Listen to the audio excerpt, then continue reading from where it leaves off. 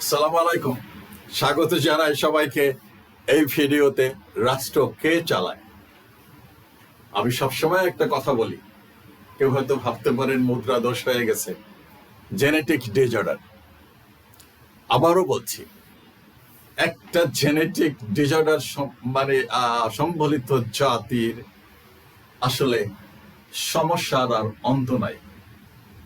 এই যে দেখতে পাচ্ছেন, জামাতের কাছে দেশের নারীও নিরাপদ না। সোহরাওয়ার্দী উদ্যানের সমাবেশে নেতৃবৃন্দ সংবাদ প্রকাশ করেছে দৈনিক ইনকিলাব। আমি জামাত করি না, জামাতের ধারধারি না, কিন্তু জামাত এখন দেশের বিরোধী দল। অনেকগুলো সিট নিয়ে তারা সংসদে মুখরিত করে রাখতেছে, আর রাষ্ট্র চালাচ্ছে আর একটা দল, যেনারা 17 বছর এই দেশেই ছিলেন না। ফাইন, নারী, বাড়ি, গাড়ি, সহায় সম্পদ, দোকান পাট, খাল, বিল, কোনটা নিরাপদ আছে এই রাষ্ট্রে? আমি প্রশ্ন করতেছি আপনাদের কাছে। আছে কোনো কিছু নিরাপদ? আছে কোথাও কারো নিরাপত্তা? বড়ই দুর্ভাগা। কেন আমি বলি এই রাষ্ট্রের জেনেটিক ডিজঅর্ডার আছে? চিন্তার বিষয়। আমি একটা খোরাক দিলাম আপনাদেরকে চিন্তা করার, গবেষণা করার। আর না হয় যদি জেনেটিক ডিজঅর্ডার নাই থাকবে, তাহলে এই জাতীয় খবর যদি পত্রিকায় আসে, মিডিয়ায় আসে, জামাতের হাতে নারীরাও নিরাপদ নয়, ওনাদেরও তো নারী আছে, ওনাদের ছেলে মেয়ে, বউ বাচ্চা, স্বামী স্ত্রী সবকিছুই তো আছে, নারীও তো আছে, ওনাদের মেয়েরাও তো আছে। তার মানে কেউ নিরাপদ নয়। So who is responsible for this? Whose responsibility is to protect the women's, girls, etc., etc. of this country? কারা ক্ষমতায়? এটা কি তাদের ব্যর্থতা নাকি জামাতের এটা সাফল্য? কোনটা বিবেচনায় নেবেন আপনারা? এই রাষ্ট্রের পুলিশ বাহিনী, এই রাষ্ট্রের সামরিক বাহিনী, বেসামরিক বাহিনী, সমস্ত কিছু কাদের? ডিবি, অমুক তমুক, আমি তো বলছি সমস্ত বাহিনী, সমস্ত সংস্থা কারা চালায়? যদি জামাতের কাছে নারীরা নিরাপদ না হয়, তাদের নিরাপত্তা কে দেবে এই রাষ্ট্রের? প্রশ্ন আসতে পারে না? কিন্তু এই মিডিয়া, ওই যে বলে গদি মিডিয়া, এই মিডিয়া সে প্রশ্ন করবে না যে কেন নারীরা নিরাপদ নয়। জামাত এইগুলা কেন লুচ্চামি করে? তাদেরকে লাইসেন্স কে দিচ্ছে? এগুলাকে জেলে ভরে না কেন? এইগুলোকে 2-4টাকে পাথর ছুঁড়ে মারে না কেন?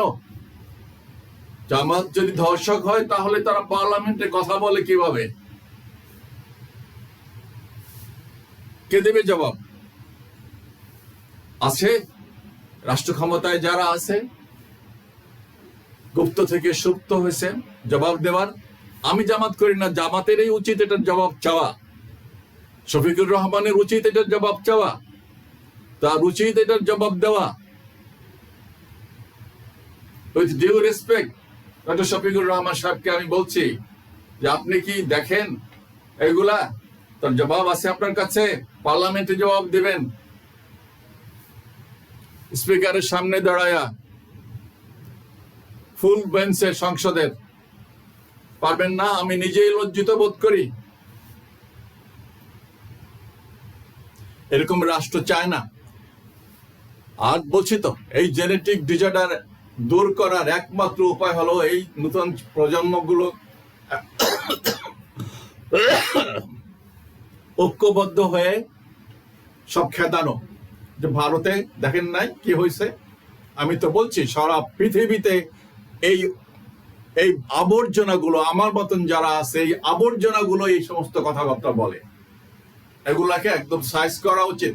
এরা অথর্ব হয়ে গেছে, চিন্তা করে না যে আমি যে এই কথাটা বলতেছি এটার ইম্প্যাক্টটা কি। আমার তো ব্যর্থতা, আমি কেন এটাকে প্রোটেক্ট করতে পারছি না? আমার হাতেই তো সব বাহিনী, আমিই তো রাষ্ট্র চালাই, তাহলে আমি আর একটা দলকে ব্লেম করি কিভাবে? এটা তো আমার inability. I am incapable to run this state. কেউ কি মানা করছে 2-4টাকে ফাঁসিতে লটকাই দিতে জামাতের ধইরা? নাই। ধর্ষক যদি করে, ধর্ষণ যদি করে, তারা যদি এরকম খুন খারাপি করে, নারীদের অত্যাচার জুলুম করে, হোয়াই তাদের বিচার হচ্ছে না কেন? তারা কি তাদের আত্মীয়? তারা কি পয়সা পাতি খেয়ে ছেড়ে দেয়?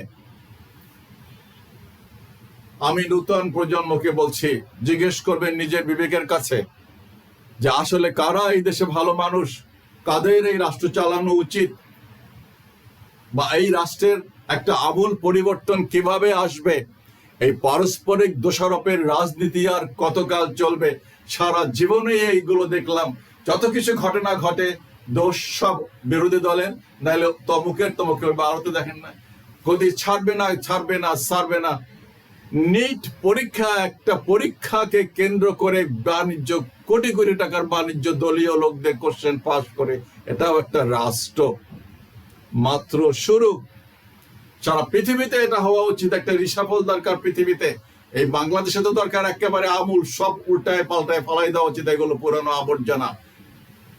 দুঃখজনক, আমি লজ্জিত বোধ করি, বিব্রত বোধ করি। আমি আশা করি জামাতের আমির সাহেব উত্তর দিবেন। আল্লাহ হাফেজ, সালাম আলাইকুম।